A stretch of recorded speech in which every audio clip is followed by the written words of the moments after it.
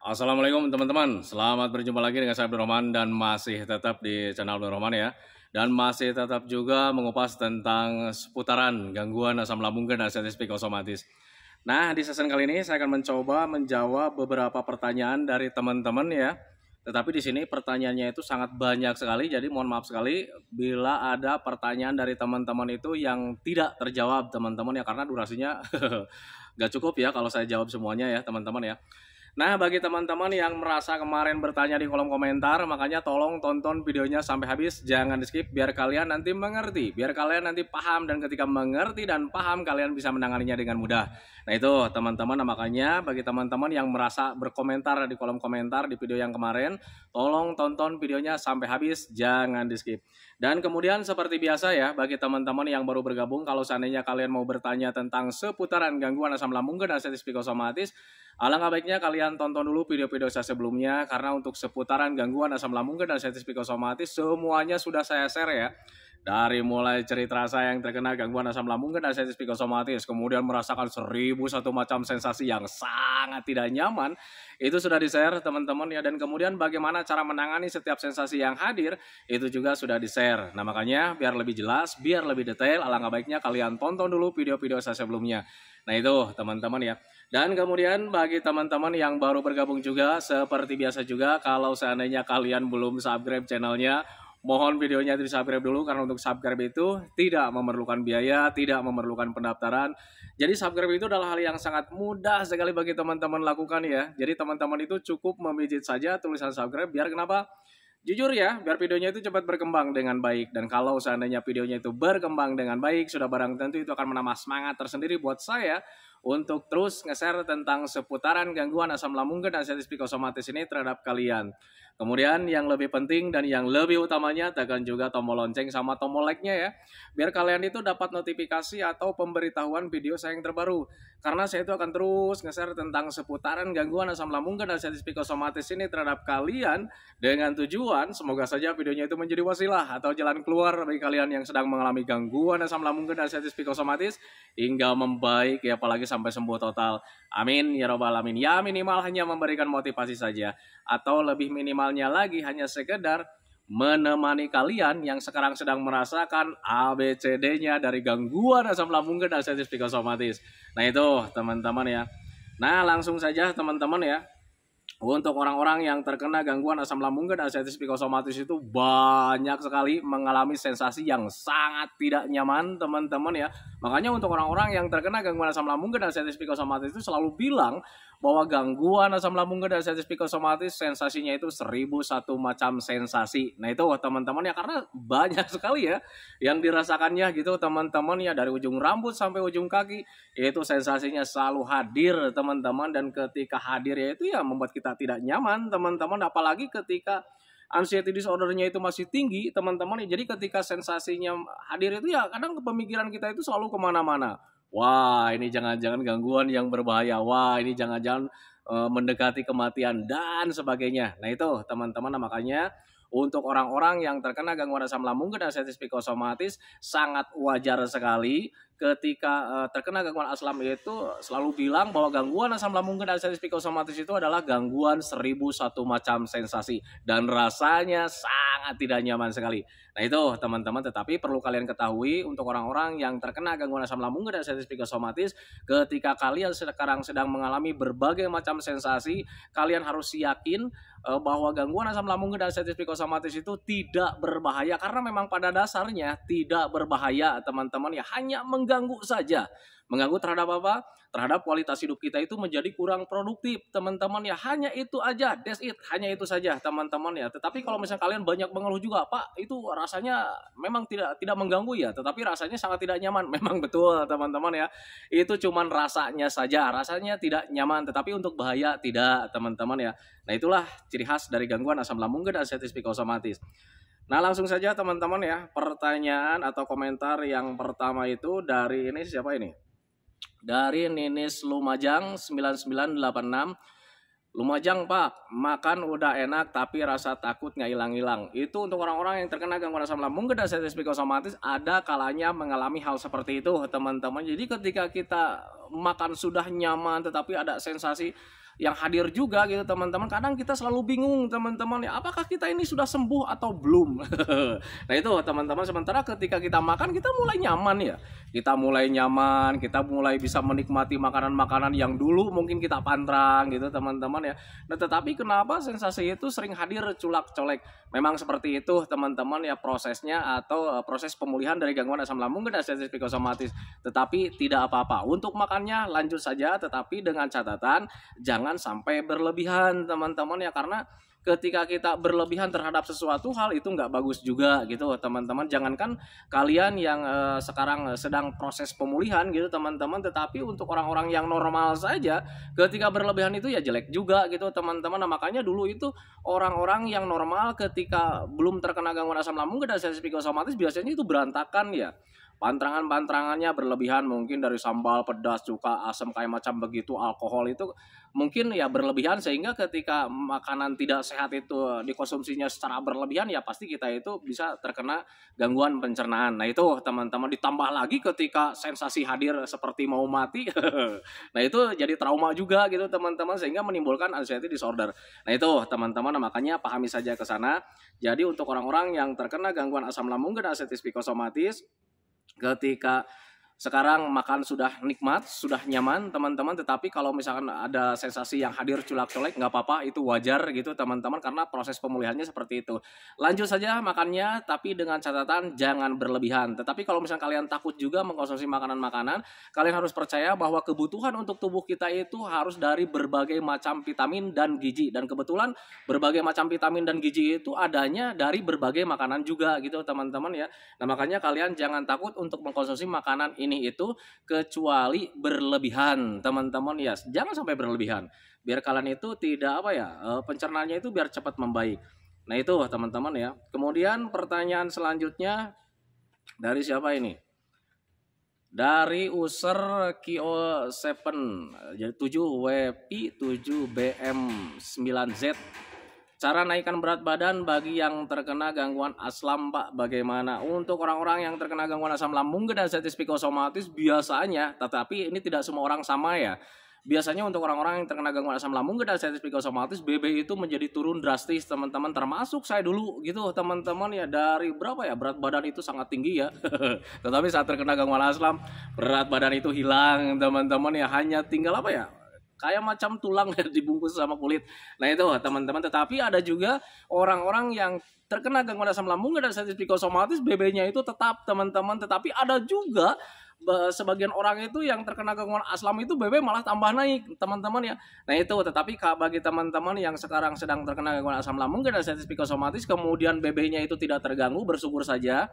Atau misalkan kalian itu yang sekarang BB-nya itu malah tambah naik, bersyukur saja gitu teman-teman. Yang penting kalian itu sehat gitu teman-teman. Nggak apa-apa kalian badannya gemuk gitu teman-teman ya, nggak apa-apa kalian badannya stabil, lebih bagus gitu teman-teman ya. Itu berarti kalian normal gitu teman-teman. Tetapi bagi teman-teman yang sekarang BB-nya turun drastis teman-teman ya, kalian juga jangan takut teman-teman ya, karena itu merupakan hal yang sangat wajar gitu teman-teman ya. Kenapa saya katakan wajar? Ya karena ketika pencernaan sedang terganggu teman-teman ya, ketika kalian mengkonsumsi makanan-makanan yang banyak vitamin juga, itu nilai kebaikan dari makanan tersebut itu tidak terserap sempurna oleh tubuh kita. Alhasil ya sudah pasti ya, kebutuhan untuk tubuh kita itu tidak terpenuhi setiap harinya. Alhasil ya wajar kalau menurut saya kalau seandainya BB kalian itu menjadi turun, ditambah lagi ada psikosomatis di situ, ada anxiety disorder di situ, tambah stres kitanya teman-teman ya, wajar bagi orang-orang yang terkena asam lambung dan anxiety psikosomatis itu badannya menjadi kurus gitu teman-teman ya. Nah tetapi kalau seandainya ketika kalian saat sedang terkena gangguan asam lambung dan sensitif psikosomatis, kemudian BB-nya sedang turun, bagaimana supaya bisa menaikkan berat badan gitu teman-teman ya? Kalian harus bisa berpikir logika saja, harus bisa berpikir wajar saja. Alangkah baiknya kalian itu sering makan, sering minum, kemudian hindari stresnya teman-teman ya. Kenapa harus bisa menghindari stres? Karena ketika kalian banyak makan yang apa ya, yang banyak gizinya, yang banyak vitaminnya juga gitu teman-teman ya. Kalau seandainya stresnya belum terkelola ya percuma gitu teman-teman ya, karena stres itu bisa menguras energi kita dengan cepat gitu teman-teman ya. Tengok orang-orang yang banyak pikiran gitu teman-teman, biasanya orang yang terlalu banyak pikiran itu badannya kurus-kurus teman-teman ya. Nah itu, nah makanya pahami saja ke sana. Jadi untuk orang-orang yang terkena gangguan asam lambung dan status psikosomatis, ketika ingin kalian menaikkan berat badan gitu teman-teman ya, sering makan saja, sering minum saja, minimal 8 gelas dalam sehari, jangan sampai kurang gitu teman-teman. Kemudian hindari juga stresnya. Nah itu teman-teman, nah makanya pahami saja ke sana. Wajarnya memang seperti itu. Nah itu teman-teman ya. Nah kemudian pertanyaan selanjutnya dari siapa ini ya? Tadi cara naikkan berat badan ya. Nah kemudian sekarang itu dari masa pemulihan kawan. Dari siapa ini? Dari user Kiha 8OY6FE2Ki. Namanya agak aneh, nggak dirubah namanya, jadi sulit untuk dibacakan gitu teman-teman ya. Masa pemulihan kawan, sensasi kadang muncul, kadang tidak, selalu berdoa dan berusaha ikhtiar. Segala sesuatu butuh proses. Semoga yang sakit asam ini cepat diberi kesembuhan oleh Allah Subhanahu wa taala. Amin. Amin ya rabbal alamin. Nah itu teman-teman ya, jadi ketika orang-orang yang terkena gangguan asam lambung dan status psikosomatis, masa pemulihannya memang seperti itu teman-teman ya. Hari ini membaik nih. Hari ini membaik, kemudian besoknya tidak gitu teman-teman. Kemudian mungkin kita itu selama 1 minggu kita membaik ya, nyaman gitu, ada rasa bahagia di situ teman-teman ya, mau melakukan apapun ya serba nikmat gitu teman-teman ya. Nah tetapi dalam 1 minggu itu ada aja 1 hari yang membuat kita tidak nyaman. Nah itu teman-teman, ataupun misalnya kalian sudah 1 bulan nih, 1 bulan kalian sudah membaik, sudah nyaman, sudah bisa tertawa, sudah bisa beraktivitas dengan menyenangkan gitu teman-teman ya. Tetapi dalam 1 bulan itu ada kalanya kita 1 hari 2 hari itu yang membuat kita tidak nyaman. Nah itu teman-teman, bahkan sampai 1 tahun. 1 tahun kita nyaman, kita nikmat gitu teman-teman ya. Tetapi kalian juga harus percaya bahwa setiap manusia itu ya pasti ada keluhan lah. Nah itu teman-teman, nah makanya untuk orang-orang yang terkena gangguan asam lambung dan status psikosomatis, proses pemulihannya seperti itu. 1 hari kita membaik, 1 hari tidak. 1 minggu kita membaik, dalam 1 minggu itu ada aja 1 hari 2 hari yang membuat kita tidak nyaman. Kemudian selama 1 bulan kita membaik, kita nyaman. Dalam 1 bulan itu ya kita ada aja 1 hari 2 hari yang membuat kita tidak nyaman. Sampai 1 tahun, misalkan dalam 1 tahun itu ya kadang kita itu ada rasa tidak nyaman 1 hari 2 hari seperti itu teman-teman ya. Nah kalau seandainya kalian selama sudah 1 tahun itu tidak ada rasa cemas, was-was, gelisah, kemudian tidak ada psikosomatisnya gitu teman-teman, tetapi kalian masih mengalami gangguan-gangguan seperti biasanya gitu teman-teman, kayak macam mencret, sakit gigi, pusing, kelayangan, kemudian sakit kepala, itu merupakan hal biasa teman-teman, itu kalian sudah normal sih sebetulnya. Nah itu teman-teman, makanya pahami saja ke sana. Jadi untuk orang-orang yang terkena gangguan asam lambung dan status psikosomatis, proses pemulihannya memang seperti itu. Nah itu teman-teman, makanya pahami saja ke sana biar kalian itu cepat membaik. Sebaiknya konsisten saja sama 3P-nya, pola makan dijaga, pola hidup dijaga, pola pikir dijaga, dan kemudian selalu mengupayakan gimana caranya supaya hati dan pikiran kita itu tetap senang. Nah itu teman-teman ya, biar kalian itu cepat membaik proses pemulihannya. Nah kemudian selanjutnya dari Akila Kansa. Assalamualaikum Pak Ar, Medan hadir. Saya Pak sampai sekarang takut sholat berdebar-debar. Tiap kali sholat pikiran negatif langsung datang Pak. Takut Pak. Pernah ngalamin dulu saya saat terkena gangguan asam lambung dan status psikosomatis sama gitu teman-teman. Jadi untuk sholat itu kadang ketika mau sholat saja itu selalu kepikiran kemana-mana nih, takut nanti ketika sholat berjamaah apakah nanti saya pingsan, apakah saya mati, kelayangan dan sebagainya teman-teman, sehingga ketika mau sholat berjamaah itu ya kadang selalu tidak jadi teman-teman ya. Dan bahkan tidak jarang juga ketika sedang sholat berjamaah itu kadang saya selalu kabur gitu teman-teman ya, karena ketika sholat baru rakaat pertama saja ada rasa pusing, ada kelayangan, kemudian ada rasa apa ya, rasa was-was, rasa gelisah, jadi nggak karuan teman-teman ya. Sehingga ketika sholat itu kadang berpikirnya itu bukan berpikir fokus ke arah sholat gitu teman-teman, jadi berpikirnya itu gimana caranya nih supaya gua langsung pulang gitu teman-teman, karena mempunyai rasa tidak nyaman teman-teman ya. Dan kejadian itu lama teman-teman ya, tetapi perlu kalian ketahui juga teman-teman ya, rasa tidak nyaman itu setiap orangnya itu berbeda-beda, durasinya berbeda-beda, kemudian kapasitas rasa tidak nyamannya itu berbeda-beda. Nah itu teman-teman, yang penting kalian harus mengetahui bahwa semuanya juga nanti bakalan membaik lagi. Nah sekarang gimana solusinya? intinya ketika kalian saat terkena gangguan asam lambung dan sensitif psikosomatis, ketika mempunyai sensasi seperti itu hanya tinggal pembiasaan saja teman-teman. Jadi ketika kalian mempunyai rasa seperti itu, alangkah baiknya kalian paksakan saja, karena ketika kalian dipaksakan juga kalian tidak akan apa-apa teman-teman ya. Selama kalian sudah makan, sudah minum, beres, that's it gitu teman-teman. Apa yang kalian pikirkan itu tidak akan terjadi teman-teman ya. Adapun pemikiran-pemikiran yang negatif teman-teman ya, itu hanya permainan pikiran kalian saja dari rasa trauma teman-teman ya. Nah itu sehingga ketika kalian mau melakukan apapun, jangankan untuk sholat ya, untuk melakukan hal apapun gitu, kadang kita selalu berpikir tentang apa yang negatifnya itu berlebihan. Nah itu teman-teman, tetapi ketika kalian paksakan itu sebetulnya kalian tidak akan apa-apa. Dan ketika memaksakan terus gitu teman-teman ya, justru di situ ada pelatihan, ada pembiasaan teman-teman ya. Ingat, ada pepatah mengatakan kita itu bisa karena terbiasa. Nah itu teman-teman, nah, makanya lanjut saja, nggak apa-apa teman-teman ya. Kita manusia sih sebetulnya ya, punya trik tersendiri. Kalau untuk saya pribadi waktu itu triknya, jadi karena memang ada ketakutan, ada kecemasan berlebih, teman-teman selalu berpikir kemana-mana, takutnya nanti ketika berjamaah saya pingsan, akhirnya ya ngerepotin orang gitu kan teman-teman ya. Akhirnya diakalin, jadi sembahyangnya itu saya kadang agak nyender kena tembok, jadi kadang memilihnya itu tempatnya itu yang pinggir tembok teman-teman. Untuk saya pribadi gitu teman-teman, itu di masa proses pemulihan untuk saya waktu terkena gangguan asam lambung dan sensitif psikosomatis. Untuk sholat berjamaah itu agak sulit teman-teman ya, jujur pengalaman saya memang seperti itu ya, karena memang mungkin ada pembiasaan di situ, akhirnya mulai terbiasa dan akhirnya kita itu menjadi bisa.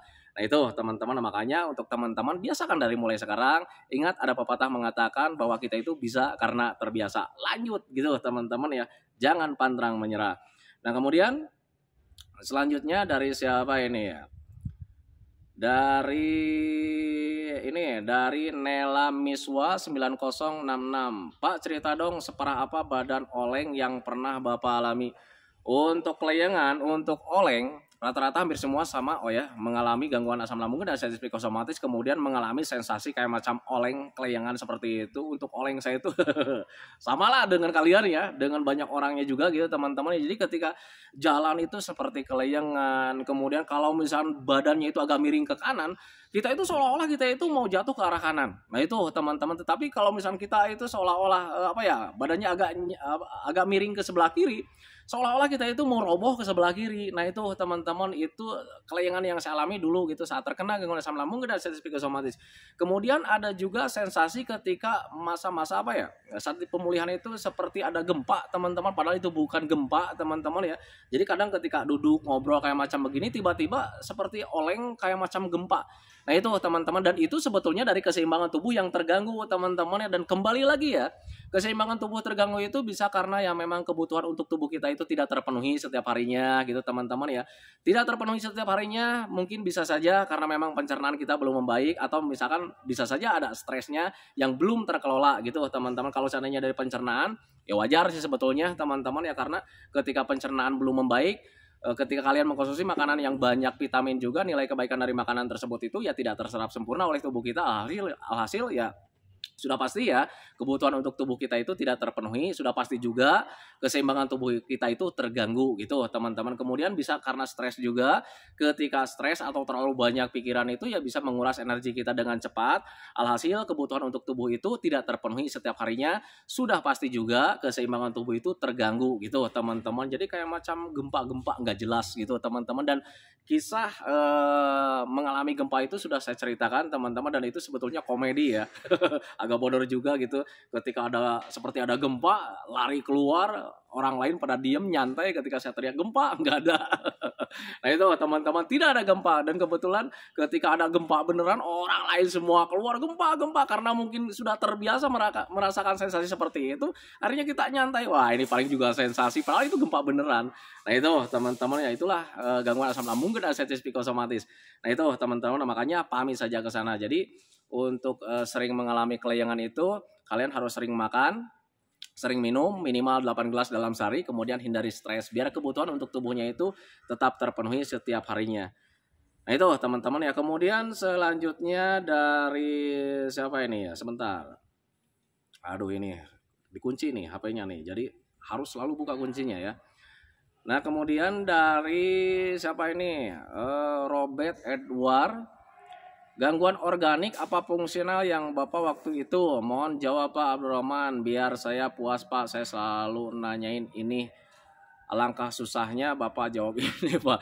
Untuk orang-orang yang bertanya di kolom komentar, karena memang kemampuan saya terbatas teman-teman ya, karena di kolom komentar itu sangat banyak sekali, jadi mohon maaf sekali bagi teman-teman yang bertanya kemudian belum sempat saya jawab teman-teman, tetapi harus kalian yakini dan harus kalian percaya bahwa kalian itu nanti bakalan membaik lagi dengan sendirinya tanpa obat, tanpa herbal teman-teman ya, karena untuk gangguan aslam itu ya tidak berbahaya teman-teman ya, hanya mengganggu saja. Nah itu teman-teman. Nah untuk Robert Edward, untuk saya pribadi dulu itu ketika diagnosanya beda-beda ya. Jadi ketika masuk rumah sakit ini diagnosanya itu asam lambung. Masuk rumah sakit yang lainnya lagi kadang ada GERD gitu teman-teman ya.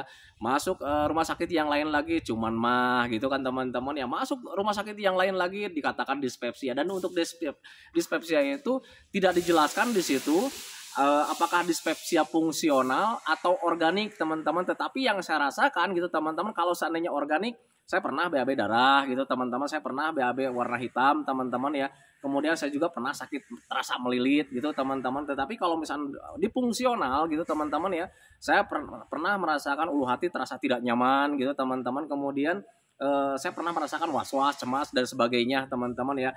Nah itu, tetapi kalau misalkan teman-teman pengen menyesuaikan atau bukan menyesuaikan ya, pengen menyamakan, tengok video-video saya yang terdahulu, samakan. Kalau seandainya hampir rata-rata sama 80%, ya sudah, kalian itu nggak usah cemas teman-teman ya. Itu untuk siapa barusan tuh, untuk Edward ya. Untuk Edward, Robert Edward, kalian nggak usah takut gitu teman-teman. Untuk fungsional sama, untuk dispepsia fungsional sama, untuk pepsia apa ya organik juga sama. Yang penting kalian itu jaga makan, karena di situ tetap sama ya, seputaran pencernaan. Ada yang gagal fungsi, ada ya juga mungkin ada iritasi teman-teman. Tetapi kalau misalnya untuk iritasi, kalian berarti masuknya ke organik teman-teman ya. Kalian cukup menjaga makan saja, jaga jenis makanannya, kemudian selalu mengupayakan gimana caranya nih supaya tetap bisa minum air mineral itu 8 gelas dalam sehari. Nah itu teman-teman. Tetapi kalau misalnya hanya untuk fungsional gitu teman-teman ya, alangkah baiknya kalian sering olahraga saja gitu teman-teman, olahraga semampunya. Karena untuk olahraga itu kadang ketika saat terkena gangguan aslam itu ya, kadang kita itu merasa tidak mampu, kadang sering apa ya, merasa mudah lelah, mudah capek dan sebagainya teman-teman. Tetapi untuk olahraga itu sangat penting sekali, karena ketika olahraga di situ gitu teman-teman ya, ada imun kita yang kuat, dan ketika imun kita kuat, untuk kesehatan dari gangguan asam lambung dan status psikosomatis itu bahkan lebih cepat membaiknya. Nah itu teman-teman, makanya pahami saja ke sana. Jadi untuk Robert Edward, untuk saya pribadi dulu di situ diagnosanya itu dispepsia, cuman dispepsianya itu tidak dijelaskan dispepsia fungsional atau dispepsia organik teman-teman. Tetapi untuk sensasi semuanya rata gitu, hampir semuanya terasa teralami gitu teman-teman ya. Tetapi kalian nggak usah khawatir, kalau seandainya kalian konsisten dengan makannya, konsisten juga dengan olahraganya gitu teman-teman ya, kalian pasti bakalan cepat membaik. Nah itu teman-teman, makanya untuk orang-orang yang terkena gangguan asam lambung dan status psikosomatis, ketika ingin cepat membaik gitu teman-teman ya, kalian konsisten saja dengan 3P-nya teman-teman ya. Pola makannya dijaga, pola hidupnya dijaga, pola pikirnya dijaga gitu teman-teman, dan selalu mengupayakan gimana caranya supaya hati dan pikiran kita itu tetap senang. Karena obatnya cuman itu teman-teman, metode gitu. Jadi obatnya itu bukan obat yang kalian konsumsi, bukan herbal yang kalian konsumsi, tetapi metode yang kalian jalankan. Nah itu teman-teman. Dan kadang untuk orang-orang yang terkena gangguan asam lambung dan status psikosomatis, pemulihannya itu berbeda-beda teman-teman ya. Mungkin ada yang 1 tahun baru membaik gitu teman-teman, tetapi ada juga orang yang sudah bertahun-tahun tidak membaik teman-teman. Nah makanya untuk orang-orang yang terkena gangguan asam lambung dan status psikosomatis, pemulihannya berbeda-beda teman-teman ya. Jadi ditentukannya dari siapa yang paling konsisten menjaga metodenya teman-teman. Kalau seandainya paling pintar ya, paling semangat menjaga metodenya, insya Allah maka orang tersebut akan lebih cepat teman-teman. Tetapi berbeda dengan orang yang masih menuruti rasa takut, rasa malas gitu teman-teman ya. Ya mungkin pemulihannya itu agak melambat teman-teman, tetapi itu juga jangan menjadi kekhawatiran kalian teman-teman ya, karena untuk gangguan asam lambung dan status psikosomatis itu tanpa diapa-apain juga kalian bakalan membaik, bakalan sembuh teman-teman ya, karena untuk gangguan asam lambung dan status psikosomatis itu bukan gangguan yang berbahaya teman-teman ya, itu gangguan rumahan, cuman karena kita psikisnya terkena jadi kalian salah persepsi teman-teman ya, sedang kembung, sedang begah, di situ ada gas yang berlebih, kalian berpikirnya malah kemana-mana, wah ini jangan-jangan perutnya sudah hancur, wah ini jangan-jangan kena liver dan sebagainya teman-teman ya. Nah itu padahal kembung dan begah itu merupakan hal biasa teman-teman ya, dulu juga kalian mengalaminya lah. Nah itu teman-teman, makanya pahami saja ke sana. Jadi jangan takut dengan gangguan asam lambung dan status psikosomatis. Sebetulnya tanpa diapa-apain juga kalian itu bakalan membaik, bakalan sembuh total gitu teman-teman. Mungkin perbedaannya kalau seandainya kalian melakukan metodenya kalian bakalan lebih cepat, tetapi kalau misalnya kalian tidak diapa-apain kalian juga bakalan sembuh, cuman mungkin durasinya agak begitu lama. Nah itu teman-teman ya, itu saja sih sebetulnya. Nah itu teman-teman ya, ini sebetulnya pertanyaannya masih banyak teman-teman ya. Nah tetapi karena memang sekarang durasinya udah 25 lebih nih teman-teman ya, jadi saya hentikan teman-teman ya. Dan bagi teman-teman yang bertanya di kolom komentar kemudian komentarnya belum sempat saya respon teman-teman ya, mohon maaf sekali atas keterbatasan saya, karena memang yang bertanya dan yang berkomentar itu bukan 1-2 orang teman-teman ya, itu ratusan, dan bahkan dalam satu video itu bisa ratusan, dan bayangkan saja video saya itu udah beratus-ratus teman-teman. Bayangkan kalau seandainya taruhlah misalkan dalam satu video itu ada 50 komentar bayangkan saja di video-video yang terdahulu kalau disatukan berapa komentar. Nah itu teman-teman, nah makanya bagi teman-teman yang belum terjawab pertanyaannya mohon maaf sekali, karena memang pertanyaannya sangat banyak sekali. Nah itu teman-teman ya. Nah itu teman-teman ya, jawaban dari saya tentang seputaran pertanyaan yang ada di kolom komentar. Semoga saja jawabannya itu menjadi wasilah buat kalian. Semoga saja jawabannya itu menjadi pencerahan buat kalian. Ya minimal hanya sekedar menemani kalian lah yang sekarang sedang merasakan tidak nyamannya dari gangguan asam lambung dan status psikosomatis. Kemudian seperti biasa sebelum saya akhiri videonya, saya selalu mendoakan sama teman-teman itu, semoga saja teman-teman itu cepat sehat lagi, cepat sembuh lagi, cepat kembali lagi keadaan kalian yang dulu, baik semangatnya, moodnya, tertawanya, pokoknya kehidupan kalian yang berwarna itu semoga saja cepat kembali lagi, karena memang saya yakin 100% bahwa keadaan kalian yang dulu itu sangat dirindukan sekali. Nah itu teman-teman, kemudian doakan saya juga teman-teman ya, agar saya itu tetap sehat, tetap kuat, tetap ceria, agar masih bisa tetap menemani kalian. Nah itu teman-teman ya, santikan videonya teman-teman ya. Assalamualaikum warahmatullahi wabarakatuh.